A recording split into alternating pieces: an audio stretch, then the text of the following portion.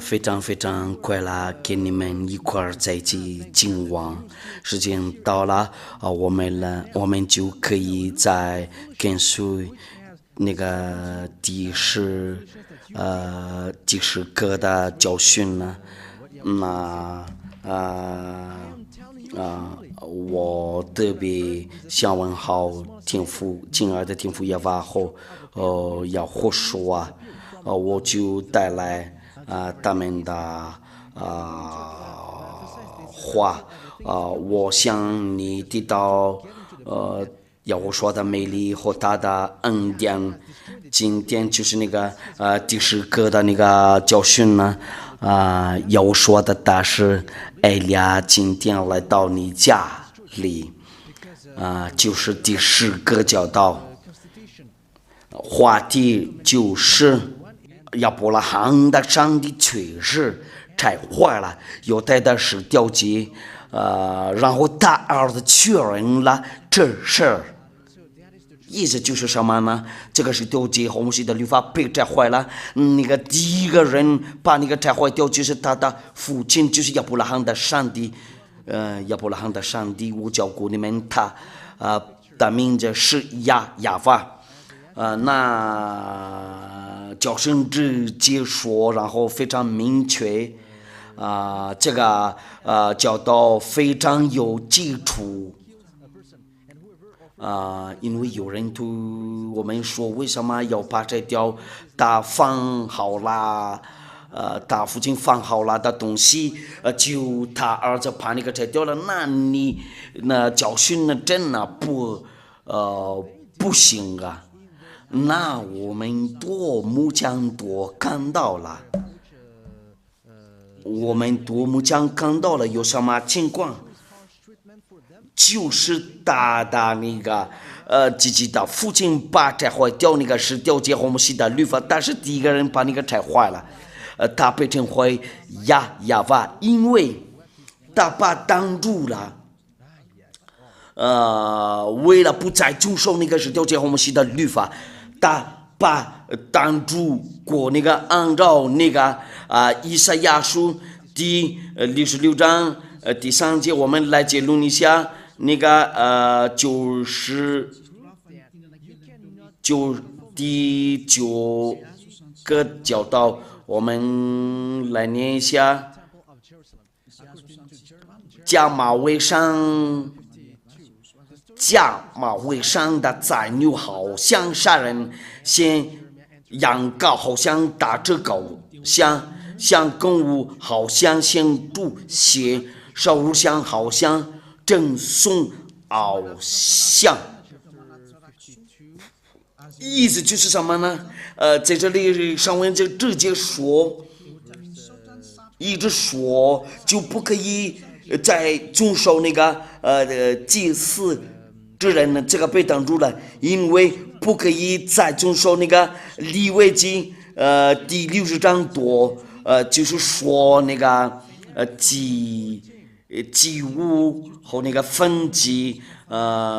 放在遵守这个我们刚才看过了那个假马尾上的宰牛好像杀人呢，先羊羔好像这个像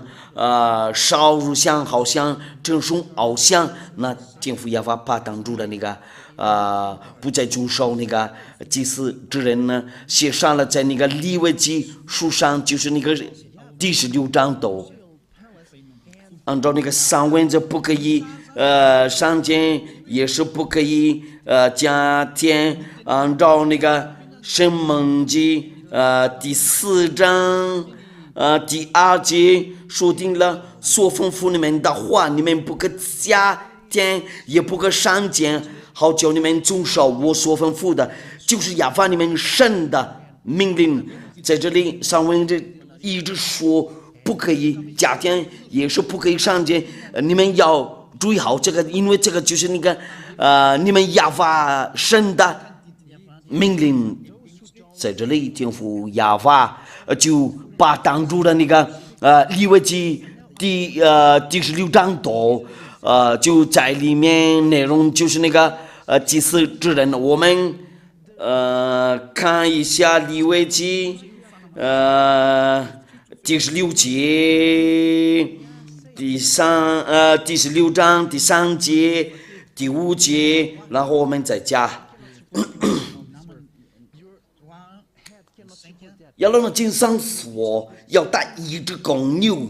作为赎罪祭，一只公绵羊为燔祭。这个就是按照那个以赛亚书第66章第3节那里，第6节呢，亚伦要把赎罪祭的公牛焚上，为自己和本家赎罪。那在这里就是说什么？也有要把拿过来，那个公牛，就是要把赎罪。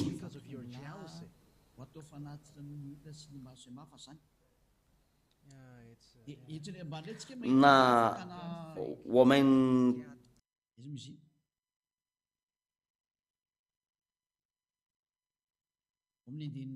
这个是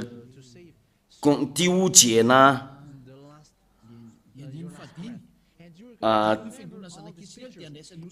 要从以色列会中取2只公山羊为赎罪有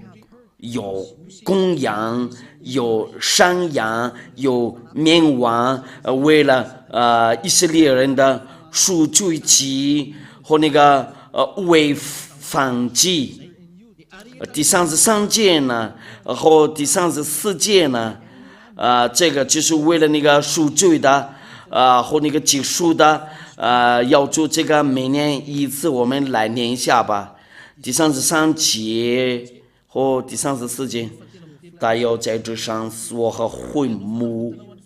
与当行赎罪之礼，并要为众祭司和会众的百姓赎罪。这要求你们永远的等力，就是因以色列人一切的罪，要1年1次为他们赎罪，要1年1次为他们赎罪。那如果说要他们那个赎罪的话，就是要做这个1年1次，要拿过来公牛、山羊、绵羊，按照那个天父耶和华的话。就不可以再遵守这个，按照那个申命记第4章第2节不可以，上节也是不可以加添。天父耶和华做过什么？他怕挡住了那个利未记第60章多，那这个摩西的律法和19节都不可以再遵守。那个这个就是你们那里遵守是那个安息日禁止吃猪肉付那个1/4，你们继续遵守19节和摩西的律法，这个就是你的疯狂的，你知道下地狱那里就是在阴间那里。第2个呢，按照这个话不可以再进去，在这个摩西的律法和那个19节这个被再坏了，因为他不让人再进去，里面这个被挡住了，因为这个被挡住的话，那你不可以再进去里面。当然是，然后我们有别的那个命令说了，还可以重新打开，这个没有啊，没有，从来没有。那这个话的话，按照大的话，神非人必不知说谎，也非人这必不知后悔。他不会说谎，也是不会后悔。那他没有后悔了，然后他不会说谎了，然后会再跟人类说，再重新遵守这个民数记第23章第19节。民数记第23章第19节。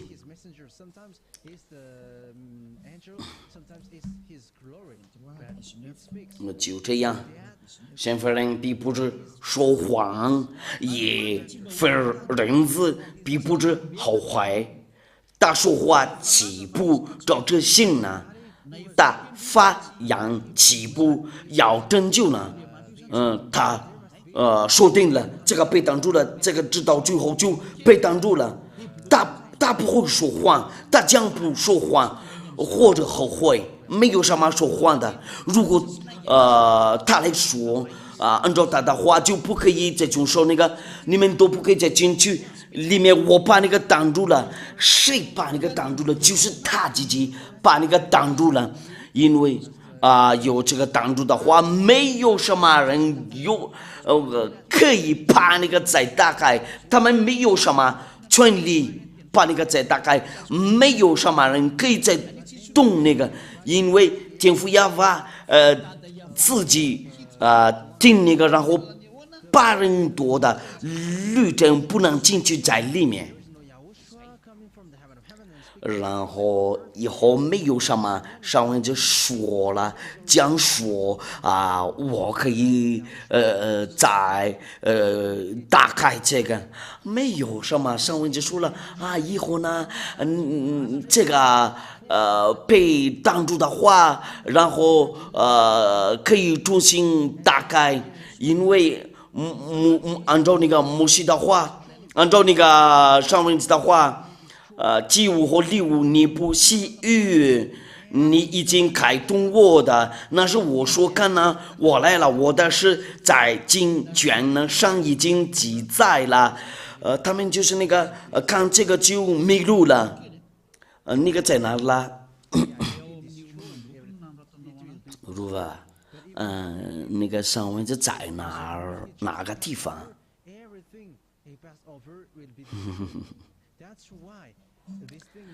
诗篇第40章第7节到第8节。诗篇第40章第7节，前面还有第6节嘛。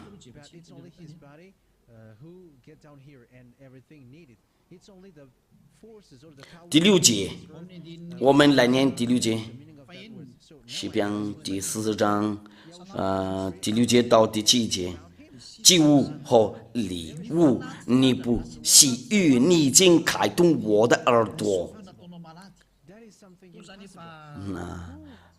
从这里对以色列人开始他们太明白了，犯祭后赎罪债非你所要，你看了不可以再就说这个，不行的话后面还有这个句子，那他们宗教领袖那里都以为就是要把在进去在摩西的律法和那个十诫节，那个上帝的儿子，因为有这个句子，那是我说干哪我来了，我的是在经卷上已经记载了，我的神呢，我勒着你的旨意行，你的律法在我心里，因为有这个句子，我的是在经卷上已经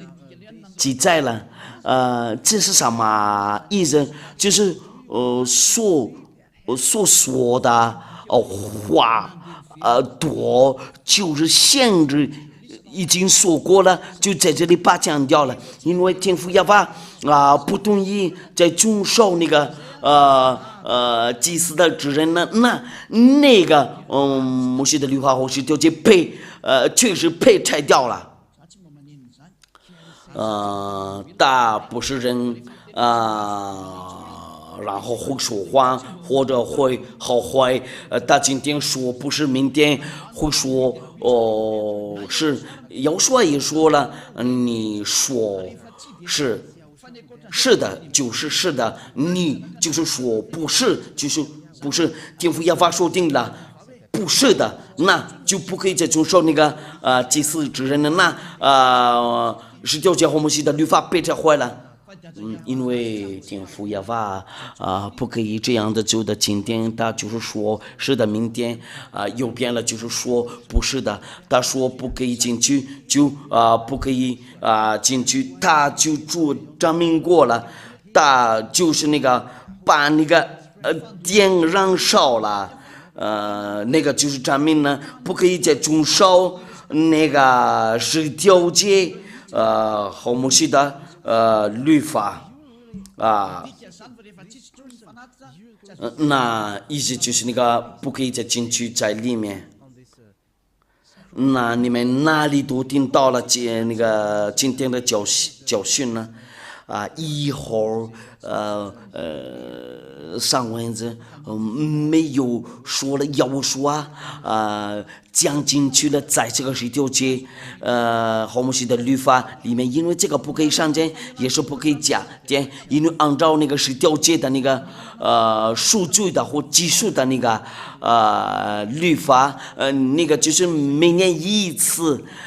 要做那个不可以把那个拿掉，你一遵守那个就不可以把那个拿掉，因为我们看到了这个那是我说刚刚我来了，我的是在经卷上已经记载了，这个是别的事情呢，就是至高者的那个儿子来了，为了那个拯救世界多，因为这个十条诫我们写的律法被挡住了，这个被挡住的时候，你说你就是说是就是是，你说不是就是不是，除了因为不是就是来自魔鬼，因为天父耶和华说定了，不是我们来念下要说的那个话，那个话那个上文字在哪了？马太福音我们来查一下，你们就是说是就是马太福音，你们就是说不是就是不是，如果那个上文字在哪个地方？那稍等一下，我来找一下，在我圣经里面，那个有用啊。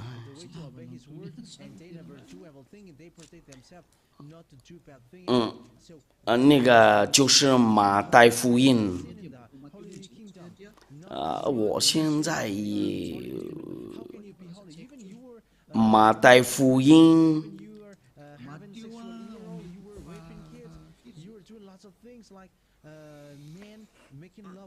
如果说你们那里看到了，就先告诉我，然后我们不浪费时间。马太福音第5章第37节。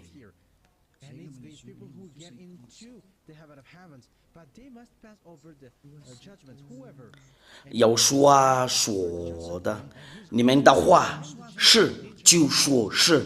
不是就说不是。如果再多说，就是出于那这天父耶和华说定了，不是就说不是，就你们不可以进去，就你们不可以再进去。天父耶和华说定了，你们不可以再进去，他已经说定了，就是说定了，你不可以把耶和华进去里面，因为有挡住的，就是那个上门节第4章第2节不可以上间，也是不可以加点，你们不可以上间，也是不可以加点，按照那个耶和华的话，按照那个马太福音第5章18节也是说了，上帝的儿子说了，不可以动这个，意思就是什么呢？不可以把进去在里面，上帝的儿子，你们把他进去里面，你们那个不是上帝的儿子，你们那个就不是。我们来念下要说的话，马太福音第5章。我来证明上帝的儿子说了，他不可以进去在十条街里面，那个十条街的那个数据那个不可以加点，不可以上点，一定要用那个公牛、山羊和绵羊，那不可以把进去里面上帝的儿子那个放这样做的。都就是来自魔鬼，你还没认真考虑吗？你所摆的那个就是魔鬼，你就是那个魔鬼的合作者，我们都一起看了吗？我们都一块看了吗？天父亚法的所说的多就是挡住的，那个都被拆坏了，不是一个字母，就是那个。1章多就是那个利未记16章多被废掉了，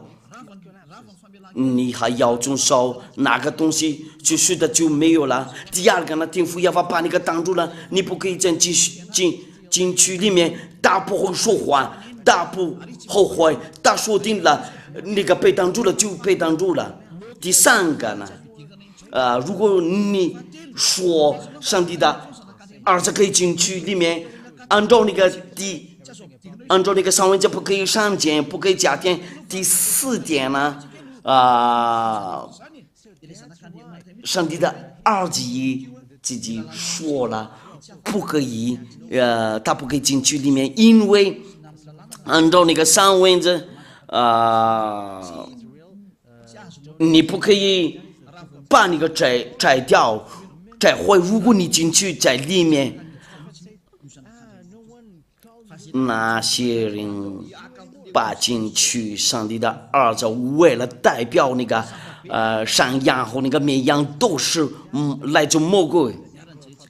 因为这个祭司的职人被挡住了，那这个是调节红旗的律法自动被拆坏了，对，这个被拆坏了，不能再用这个，没有办法。那这个上文字很明确，非常明确，不可以再送那个祭物。你再继续做这个，就是那个你的疯狂的，不可以再给你但事情了，因为上文字非常明确了，对，非常明确了嘛。有说过什么？有说呢？他是这样的说的，他要爬进去性欲，他就是那个为了那个外邦人的那个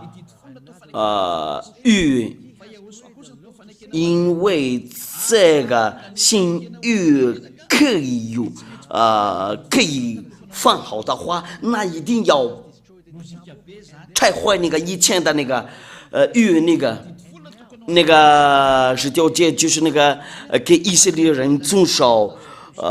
不赐给那个其他国家。那如果要遵守那个要说的那个性欲，那个就一定要拆掉那个前面的那个现在不是说以色列，现在就是要说世界多，因为如果说这个是丢弃还在呀，就外邦人多不能靠近那个天父亚法，不能寻找天父亚法。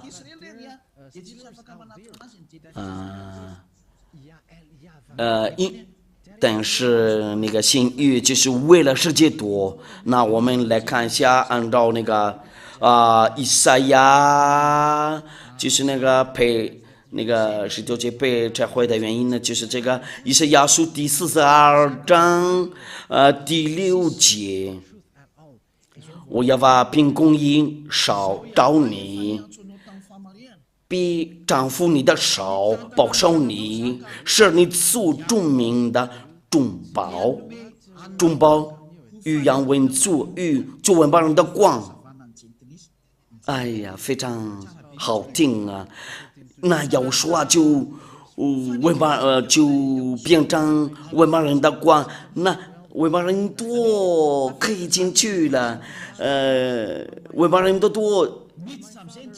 进去，然后就是那个实行救恩，直到救弟子，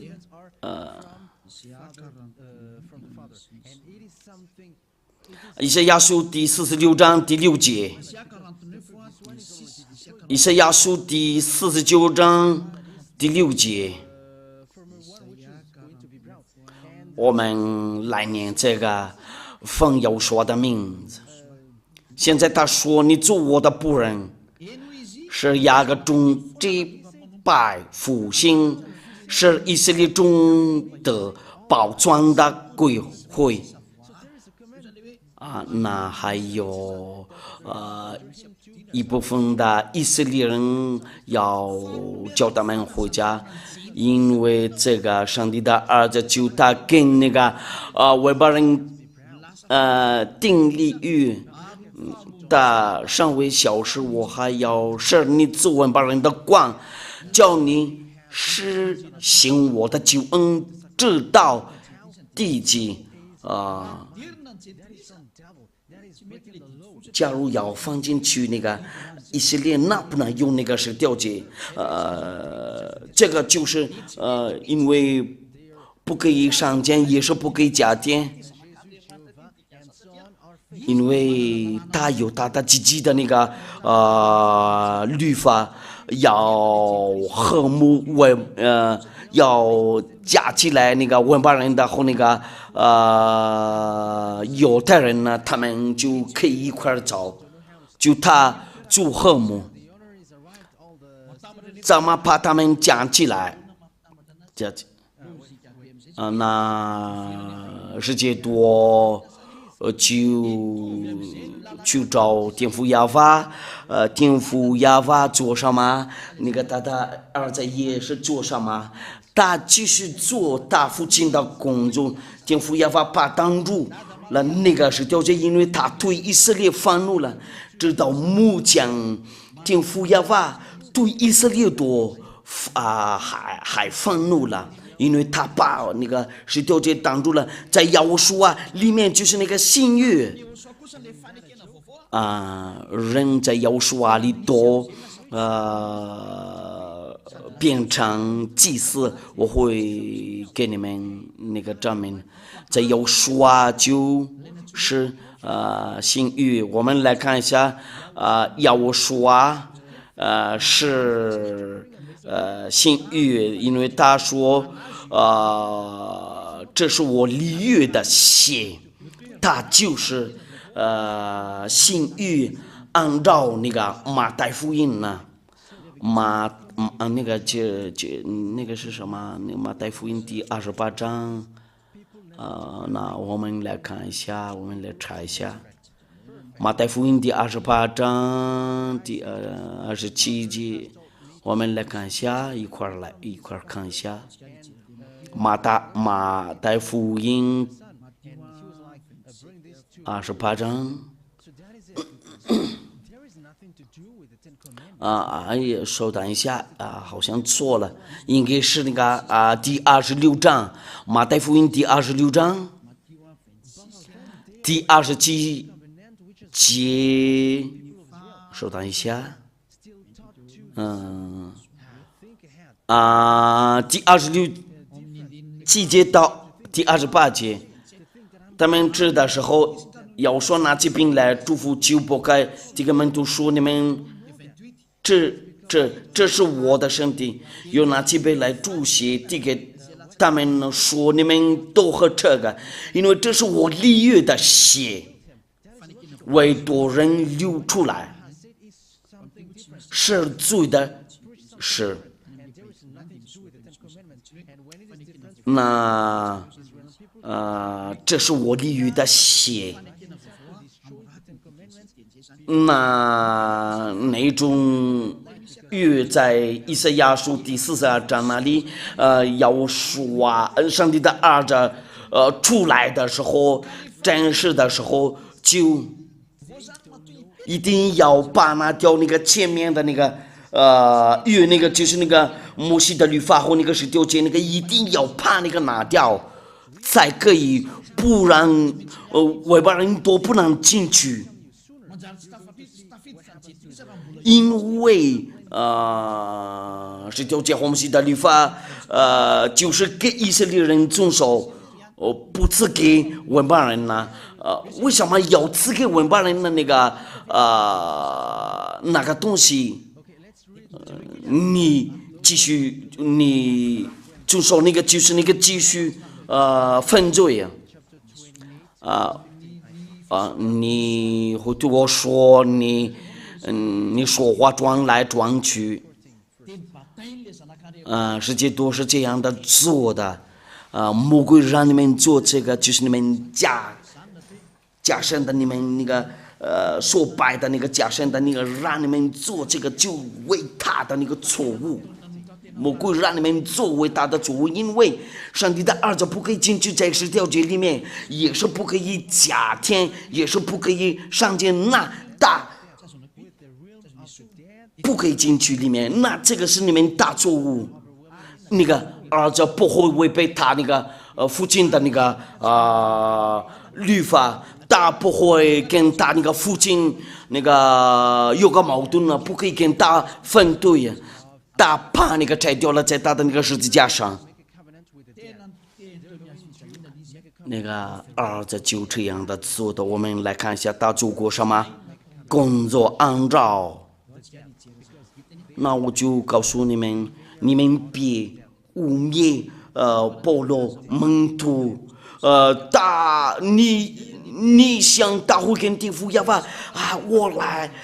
再打开这个吧，然后重新打开这个，重新遵守这个。我们来看一下以弗所书，打那个儿子跟他的那个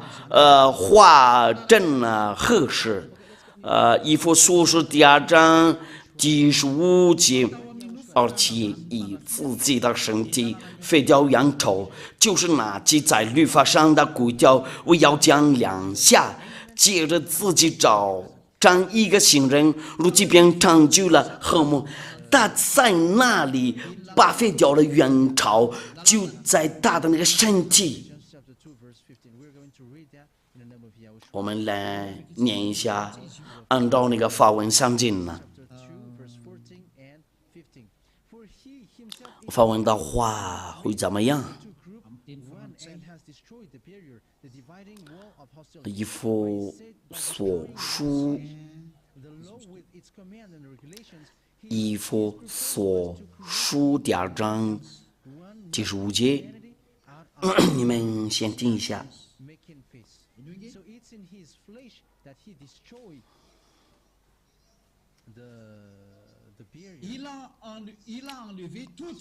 而且以自己的身体废掉羊朝，就是拿记在律法上的规条，为要将两下，接着要说接着自己找成一个新人，如今便成就了和睦。他把那掉了。这个挺很厉害。哎呀，直到最后会危险，这个句子真的非常严重啊。我们看一下英文的话会怎么样？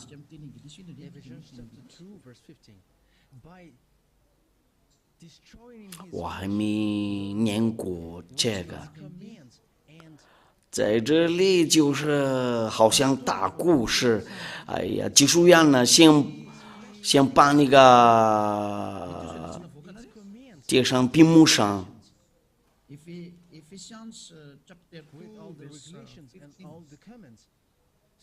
He abolished the Jews' law with its commandments and rules in order to create out of two races one people in one with himself. 他们印度人的话怎么念着 in this way， 应该是 in this way， 他们这样的说的 in this way， 印度人就这样的发音的嘛。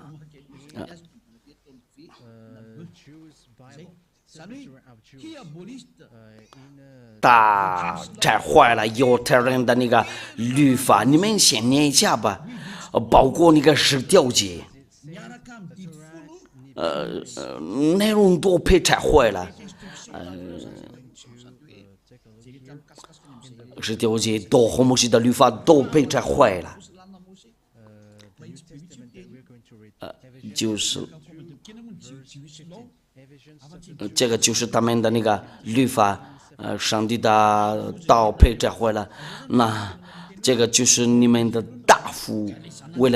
了答复你们那里为什么要把拆掉那个上帝的那个吩咐，上帝的命令？因为他的儿子确认了，他是大父亲的工具，为了把拆掉、把拆坏那个十条诫和摩西的律法。那我告诉你，你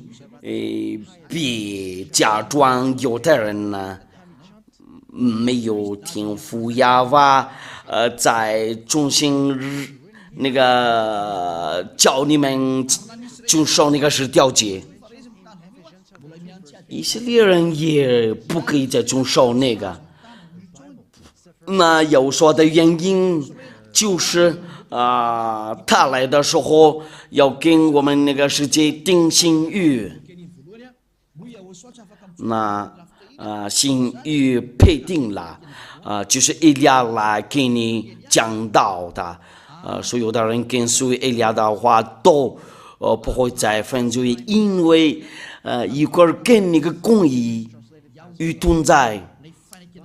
就是跟随天父耶和华的儿子，我就是那个讲到这个从1984年，所有的人跟随天父要说的，但是以利亚的话就不会再犯罪呀，你模仿这个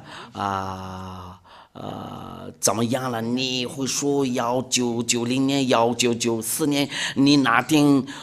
多大年龄呢？我告诉你，我的是从那个1984年在要说的那个教堂这里有张人呢。那我就是告诉你们有这个故事，这个是真的故事。人都住在过那个大学附近，那里都知道了这个情况。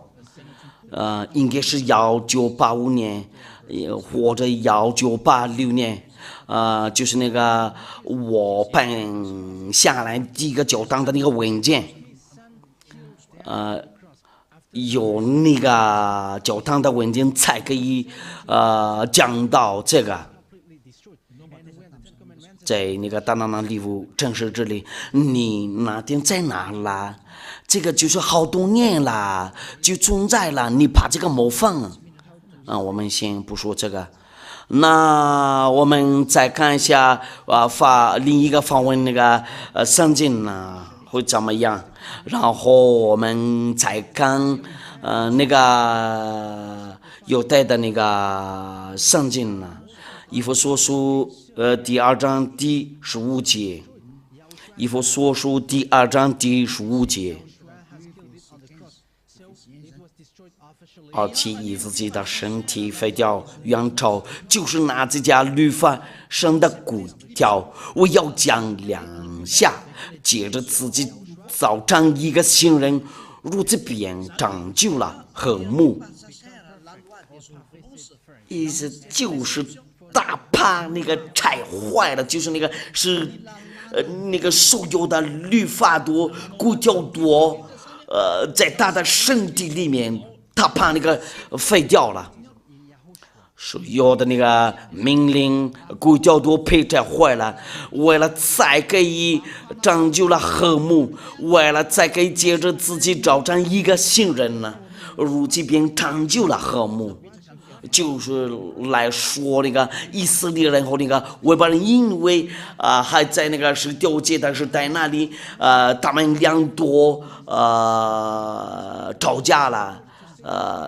争斗了，那耶稣啊把那个废掉了，在他的那个十字架上，耶稣的那个十字架相当于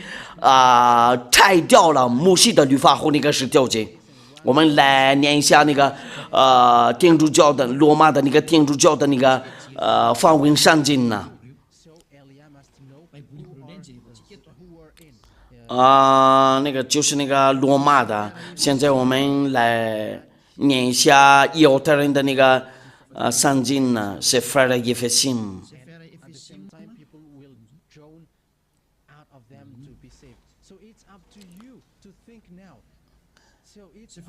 是腓立耶非信嘛，就是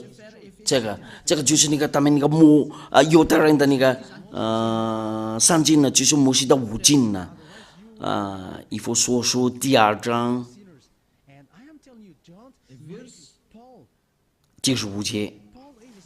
我是好像会说英语嘛，是吗？如果是不是没关系。哎呀，默契快到了，那我们要用这个英语，就是这个嘛。哎呀，好多。我们不想浪费时间，我们马上念这个，就是我们要念那个犹太的那个比尼的那个托拉，在这里就被拆坏了，就是这个托拉被拆坏了。那我们来念一下吧。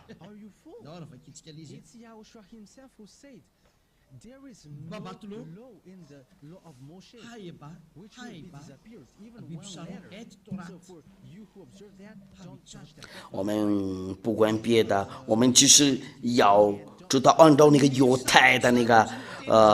圣经呢，就是托拉。那这个我们在这里就是来说摩西的律法和那个十条诫。因为犹太的那个圣经说的这个就是托拉。英文在哪了啊？就是这个。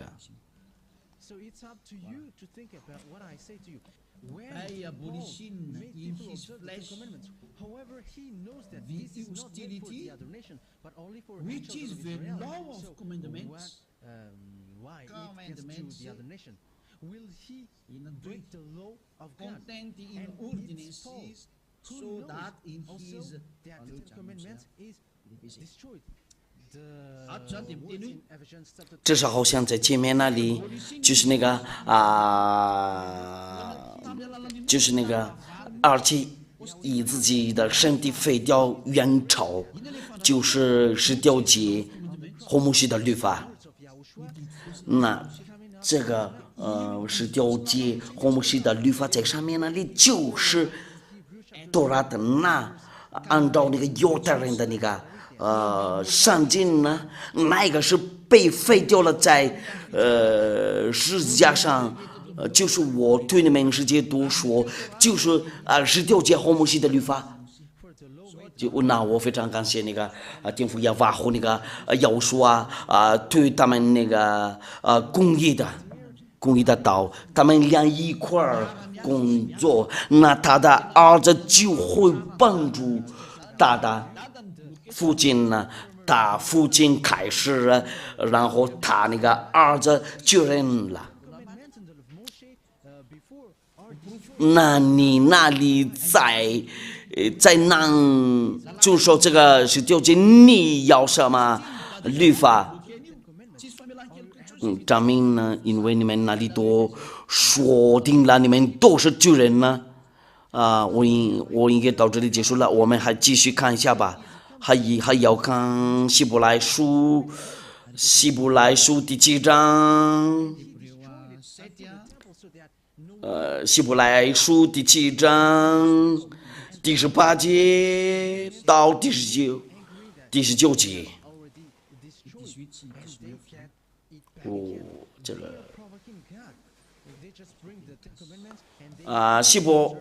希伯来书第7章第18节到第19节，先前的条例因枉佛无益，所以废掉了。很明确了，那个十条诫和摩西的律法废掉了，因为这个就是希伯来的圣经了，因文和无义。律法原来一无所成，就引进了更美的指望。那要说进来被证明过了以前的那个律法被拆坏了，就是摩西的律法和那个十条诫。我们来念一下，按照那个法文圣经呢，希伯来书第7章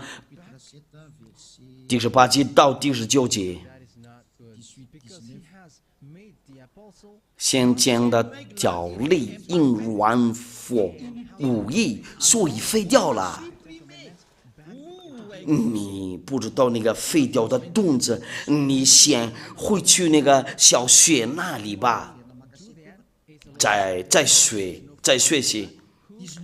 第19节呢，律法原来一无所成，就已经了更美的指望。摩西的律法是什么？就是先前的条例因完佛无益，所以废掉了。哪个人胡说法语就听懂你意思是什么？因为这因完佛，那要把这个废掉。在这里保罗门徒做证人呢，然后大的话对那个天父耶和华和耶和华的话都合适了，有合适了。你们那里说别的你们那里的如果要比要说他有权利吗？有权能吗？那个就是那个胡说八道，让人在中说那个十条诫，天父耶和华会有说怕那个拆毁掉了。你那里不害羞，再让人多在中受那个。你们那里就是说那个保罗门徒再让人多中心中受这个十条诫。你们自卑上帝的儿子，你们自卑那个上帝父亲呢？没有什么上文就把那个打开了，在那里先就说了，我们把这个打开了，包括有说也不可以动这个，不可以上天，不可以加点，他也不可以进去里面。那这个就是证明了这个十条诫和摩西的律法被拆坏了，然后新约又来了，就是要说和要说的律法。那我告诉你，要说有他自己的那个律法，我们来看一下，我们来念一下要说的那个律法，我们人家呀应该要跟随要说的律法。那些人要去天上的殿那里先寻找以利亚，要跟随以利亚，然后我们一块儿去要说那里，就是我们要去那个天父耶和华那里。你先准备好你的心里约翰福音第12章从这里开始都是要说的那个律法，没有十条诫的第49节到50节，因为我们有凭着自己讲，唯有差我来的父已经给我命令，叫我说什么讲什么，我也知道他的命令就是永生。估计我所讲的话正是照这父对我所说的，那要说带来新律法跟那个十条诫没有什么关系，这是好像那个宪法就是我们马达加家里有我们自己的那个宪法，那个十条诫的宪法就是那个就是他们的以色列的宪法，就是他们的那个宪法。如果你要配拯救的，一定要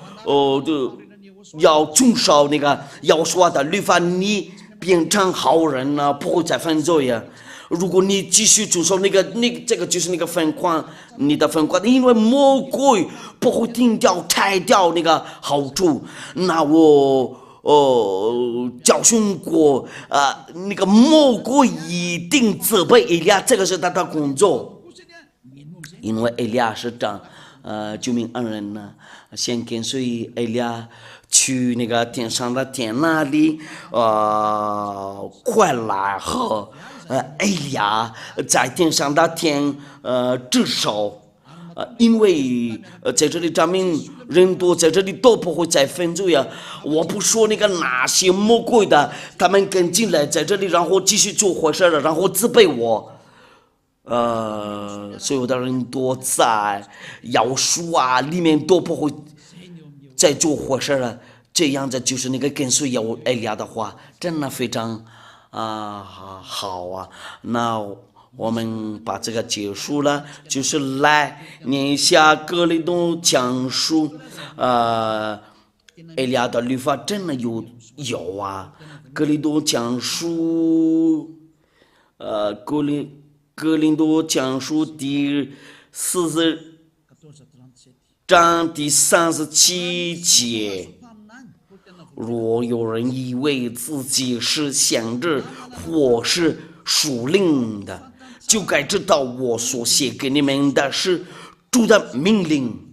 那这个就是要说的命令呢，跟那个19节没有什么联系，没有什么联系。你们那里就记住，丈人你们都是罪人呢，不要再跟随他们那里先过来跟随以利亚。我就是把世界都喊过来先跟随以利亚，因为一跟随要说的话就不会再做坏事那个在那里都是魔鬼的，他们都遵守19节，他们的老板是魔鬼呀。但是以利亚呢，就是跟随天父耶和华会有说，就是你们那个创造者。那我的话就到这里结束了。我祝你们好，为了有所保佑你们呢，你们要寻找有说，千万别模仿这个教训呢。这个就是我们下一次的那个教导第11个教训呢。非常非常感谢你，天父耶和华，为了你的道，我相信你了。他们听到的人多少到了你的意思，那我就是把他们就是所有的灵魂配预定的灵魂多让他们赶快过来回去你那里，因为要去你们那里，就是在你要说那里后，就是在天上的天那里。我求你为了拯救人类呀，不要把他们扔掉先拯救他们呢，荣耀归给你。你证明你让我将来讲到的话，先让他们赶快寻找你，让他们会确定，因为这些道都非常非常明确。我求你为了拯救人都，因为你会做到这个。那以利亚就是一直跟你求告，先让他们那个脑子和那个开个，为了他们会回去你那里，为了可以把他们转过来，然后去你那里，为了你的荣耀，我知道了。奉耶和华的名字，非常非常感谢你，天父耶和华和耶和华。那我祝你们好，为了耶和华保佑你们呢，我们就到这里结束了。耶和华保佑你们呢，你先确定要跟随天父耶和华和耶和华，先跟随以利亚。我们要去哪儿？我们要去天上的天那里。我们一块拉手直到天上的天那里。那我祝你们好，为了耶和华保佑你们呢，为了下一次他这个教训。